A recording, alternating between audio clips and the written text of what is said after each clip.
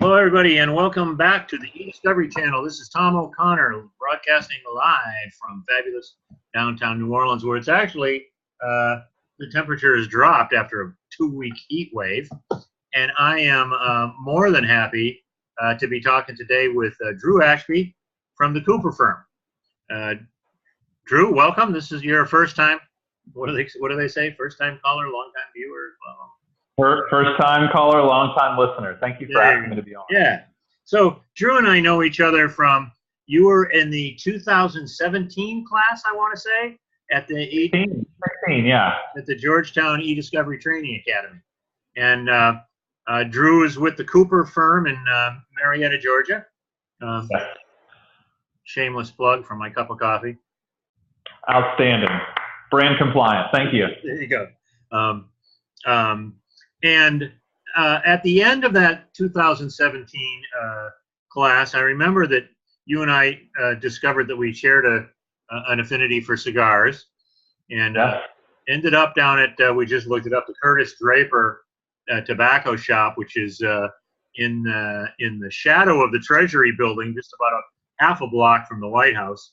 And you started talking about how you loved what we had done at the Academy, but would really like to tailor something for plaintiffs firm. You're a plaintiff's attorney. So talk to me about that. What was your thought process there? And then you can describe how it became more than just an idea over a couple of cigars. Yeah, well, I mean, I can even take a step a little further back. So I was at a conference for the Georgia Trial Lawyers Association. They had a little bit of a break-off session that talked about e-discovery, and it was unsurprising to see that. That's really how e-discovery is typically taught. You know, lawyers always want to know the top 3 things, or the top 5 things you can do to fix every case. And so there was a panel on e-discovery, and one of the members of the panel, Jeff Kerr, who you and I both know, gave some pretty riveting storytelling about some of the fact that he had learned e-discovery techniques and applied them and how they changed his cases. Jeff in that whole panel probably talked for a total of 5 minutes. I mean, if you added all of his time up. But I approached him afterwards and I said, you know, I was really intrigued by what you said. I'd like to get together. And he said, well, before we get together, you need to know there's this Georgetown Ediscovery Academy. It only happens once a year. It's limited to 60 people or something like that. And you need to apply. Well, this was in May of 2016. And I thought, holy moly, I need to get to this academy. So I reached out immediately, saw there was just a few spots left, and I went with these huge expectations of, you know, intense course learning, very, very different than any other CLE, interactive, types of activities so that we really learn our feet, but that I would sort of come out and come away with all these techniques. I absolutely loved the academy when I went. I felt like I learned a ton. I fell asleep doing the homework at night, really put everything in. But one thing I thought that I missed personally was a good number of techniques on how to implement e-discovery from a requesting party's perspective. Some people could call that a plaintiff's perspective. Frankly, a requesting party could be a plaintiff or a defendant. But from a requesting party's perspective, because here's what I learned. There were 57, 58 people there in 2016. I was the only plaintiff's lawyer. I attended the e-discovery institute, which is also that thing. It's the institute. I thought it was going to be more like the academy. It sounds like learning. It really was just like a big conference, another big CLE with breakout sessions and joint sessions and stuff like that. I looked at the attendance list before I came. I think there was 250 something people there. There was one other plaintiff's lawyer. Yeah. So I thought, you know, all your favorite defense lawyers were there, right? Oh, the ones that when I started implementing these e-discovery techniques, these people started appearing in my cases out of nowhere, who had never been involved in these kinds of cases that we've been in before. So all that is to say, and I know I'm talking a lot, but this is the point I'm trying to make. I tried to wrap my brain around this, and I thought about it like this. E-discovery became prominent maybe late 80s, certainly in the 90s, and the people that really desperately needed it were corporate defendants because they had large swaths of data. They needed to gather this data and produce it. And all of a sudden, these vendors were more than happy to come help them and say, we can gather it, we can, cull it for you and put it together for a privilege review. What I think ended up happening, I'm new to the e-discovery scene, was that the whole e-discovery world ended up developing around producing parties. So you have, all of these vendors, all of these conferences where it's really just corporate defendants coming to learn this stuff. People like me who do plaintiffs work are in the Stone Age. I literally know some of the best product liability plaintiffs lawyers I know, not just accept, but demand paper discovery. And I started to look at this and I thought, after Georgetown, there is so much that needs to be known, and the people doing the kind of work we do really desperately need to know it. And that's kind of where I thought, we're at a little bit of a crossroads. Right. So let me interject real quick. You mentioned Jeff. Yeah. Give Jeff a shout out for his company, huh? So Jeff writes, he wrote a piece of software. That's how smart he is, to run his own firm. And he found out that it worked so well, he stopped practicing law for the most part and it founded CaseFleet, right, which is not only case management software, but has really e-discovery add-ons to it that allow you to really have sort of a unique and complete set of software. Yeah, great. Smart guy. Smart guy. As we used to say in Boston, my friend is wicked smart. Jeff, wicked smart. Yeah, man. So you identified the problem, and we talked for the length of time it took us to smoke a nice Robusto at Curtis Draper. But then you did something, and I've had lots of discussions with lots of people with lots of great ideas over the years, but you took it one step further. So why don't you tell everybody what you did next? Well, when you and I had that discussion at the eDiscovery Institute, best eDiscovery discussion I've ever had, because it was over a good cigar, I really leaned on you heavily to, you may not have known this, but, for encouragement, because I desperately needed it, but also for ideas, thoughts, could this really be successful? And you were incredibly helpful for that. In fact, I don't know if you remember this, but a few weeks after I talked, you even sent me via email sort of an outline for what we could use for an agenda. Right. So a lot of these things, you sort of helped me get my ducks in a row. And I started trying to go through traditional organizations like the Georgia Trial Lawyers Association, like the Attorneys Information Exchange Group, like some of these other groups, to reach these people. And I found that, the ask that I wanted, which is that people really need to dedicate 2 days. I thought it needed to be 3 minimum, but I didn't think lawyers would attend anything more than 2. They just couldn't let their members, they just couldn't let me do it. So we, after getting, not rejected, but after finding out that our interests weren't going to really fit with some of this stuff, we decided to do it on our own. And that was late February, early March of this year, 2018. Wow. I didn't know that. Okay. Yeah. And that's when we decided to do it on our own, which is when, it's probably when our emails started picking back up again, me and you. And we really just had a very, very, very short runway to do it in the summer, because thankfully no group does events in the summer. Everyone leaves at your vacations, but that becomes the other problem, which is vacation, dealing with everyone's vacation schedules. So we literally found 2 days and only 2 days that worked in the summer for all our speakers, and then hit the ground running, trying to get people to attend. And you did this at the Georgia Bar. I'm sorry, what do they call it? The State Bar of Georgia is the official. Yeah, that's right. Yeah, mm-hmm. Yeah. Where my old friend Natalie Kelly works. Natalie's great. She's the PMA, the Practice Management Advisor, or now head of the Practice Management Advisor Department at the State Bar. She's great. Yes, she's great. And they had a wonderful facility there. The space that you got was great.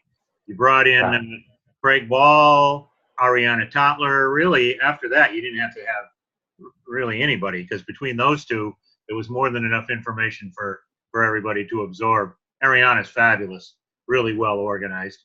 And it was, what impressed me was you had people from all around the country. It wasn't just Atlanta people.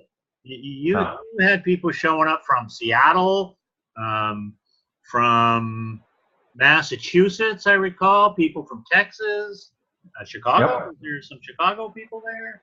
Several, Arkansas, 11 states. Yeah.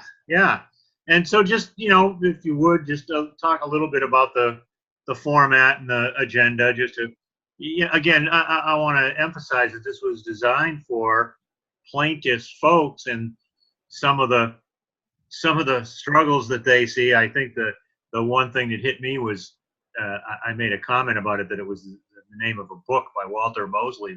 Somebody said we feel like we're always outnumbered and outgunned when we're doing this. And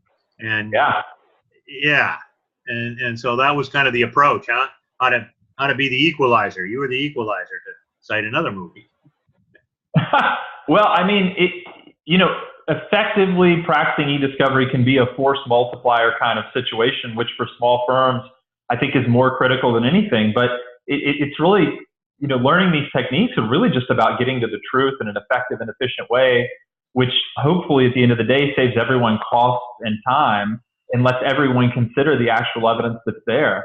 Not relying on someone to find evidence in a way that doesn't comport with best practices or anything like that, but being involved. And that's really what we wanted to teach. So we had two real big hurdles when we wanted to start this conference. We wanted it to be for trial lawyers because we're typically requesting parties, although we certainly produce a good amount of stuff in our cases. And we wanted to teach people this, but we had to do a couple of things when we did that. Number one, we had to show there was a problem in the conference. We had to show there was a problem and that you needed to fix it. Number two, here's sort of how to fix it. And three, these are techniques you can use. And we had to squeeze all that into 2 days, which was very, very difficult. I mean, I felt like the conference went incredibly well. Like you said, well attended, people from 11 states. And we capped attendance so that, people could ask questions whenever they wanted, even stop speakers in the middle. That was encouraged. But we had to do all this in a matter of 2 days. So, honestly, I'd have preferred it to be 3. But I don't think anyone would have shown up to a 3-day conference. So we managed with what we had. But I think people walked away with this. They knew the problem. Most of these people had never practiced e-discovery in their lives. So we were teaching them what it really is. So we had some e-discovery 101 stuff. And I know you and Craig helped with that. You forgot to mention the esteemed Tom O'Connor, who was in on this, as well as Paul McVoy. All of you were insanely generous with your time. Oh yeah, Paul McVoy from what's the name of Ariana's company? Meta e-discovery. Yeah, Meta e-discovery. Yeah, he was great as well. Yes, and Jeff also was there. Right, that's right, exactly. Yeah, that's right. We didn't mention him specifically, but he was there as well. Gave a few talks and really a great one on databases. Yeah. So all that is to say, we tried to give people, make it as practical as we possibly could while teaching the basics that you really needed to get there. And I would have never been able to do that without the stuff I learned from you and Craig at the Academy, the stuff I learned at the Institute, and just sort of trying to bring that home within the trial bar. So now that you've been so successful, when can we expect a sequel? We haven't really decided that we're going to do one. I mean, I'm not, if I knew it would be attended, if I knew that people would come, we do it without hesitation at all. It's trying to find people to sign them up, because remember, on the trial side, most people don't know that there's a problem, and most people don't know they're a big part of the problem.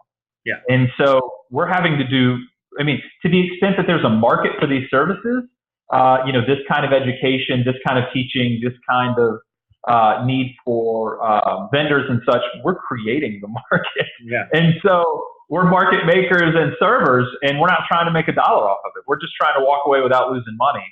And so we want to teach it, and if people want to show up, we'd be happy to do it. We just need to decide whether that market's still out there. Right. And finally, what if people just want to ask you some questions? What if some of your colleagues around the country couldn't attend? Can they reach out to you?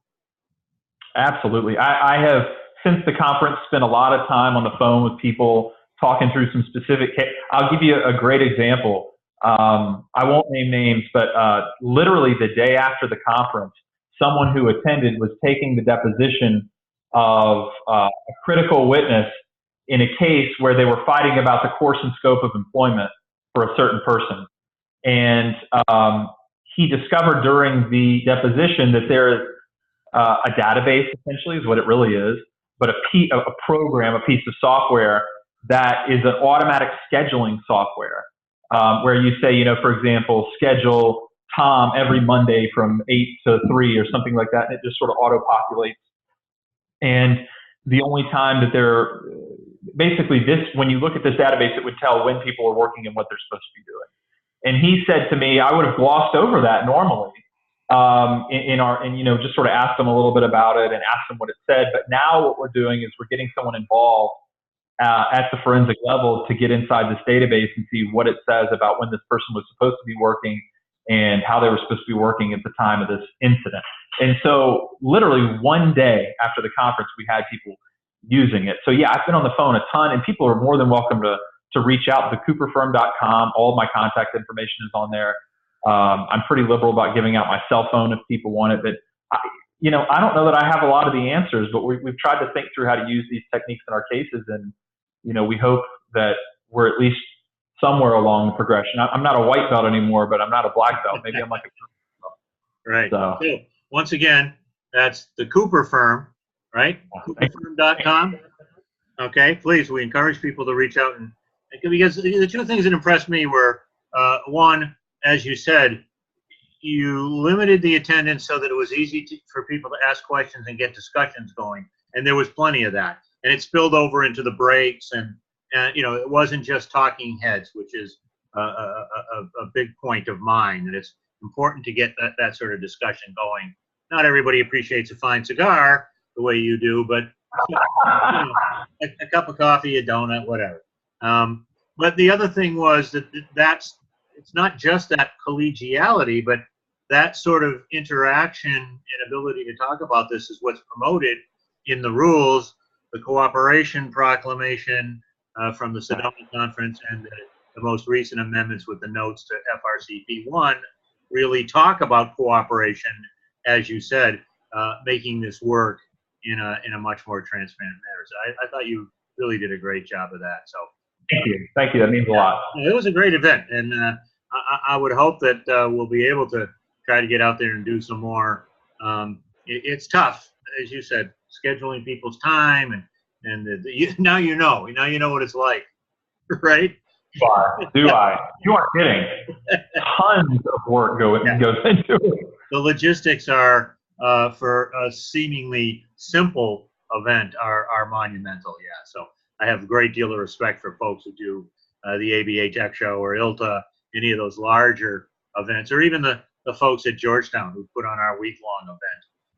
There's a lot of work that goes into that. So kudos to you. And I have to throw out there that, our office really ran with this when we knew that we had a short runway for the conference. So people in my office like, Lauren Kim, our marketing director, Amanda, Doreen, Sherry, Linda, and even Sherry's daughter, Noelle, helped out tremendously. I mean, this was an all hands on deck effort to get this thing done. And I'm glad we did it. And I'm really thankful you were a part of it. Well, I appreciate it. Thanks for having me. Next time we'll get a chance to go out to a cigar shop. We were on a short porch because I had to get someplace else for the next day. So we came in. We had some travel problems coming in, as I recall, on Sunday, and then had to get right out the door on Tuesday evening. So, thanks again, Drew Ashby from the Cooper Law Firm. Great 2-day conference in what was the title of it again? Ediscovery for Trial Lawyers. Ediscovery for Trial Lawyers, right. The Facebook page, I take it, is still up with maybe some discussion. I think that's right, and we have a part of our website that was dedicated to it as well. So I think, if I'm not mistaken, it's thecooperfirm.com/ediscovery or maybe /discovery. It's there. Good deal. Good deal. Well, I encourage everybody to take a look, and thanks again. It was a great effort. Thanks for taking the time to talk with us today. Appreciate it. And thank you, Tom. You bet. And thanks everybody for listening in. We'll see you next time right here on the eDiscovery channel in YouTube. Thanks so much.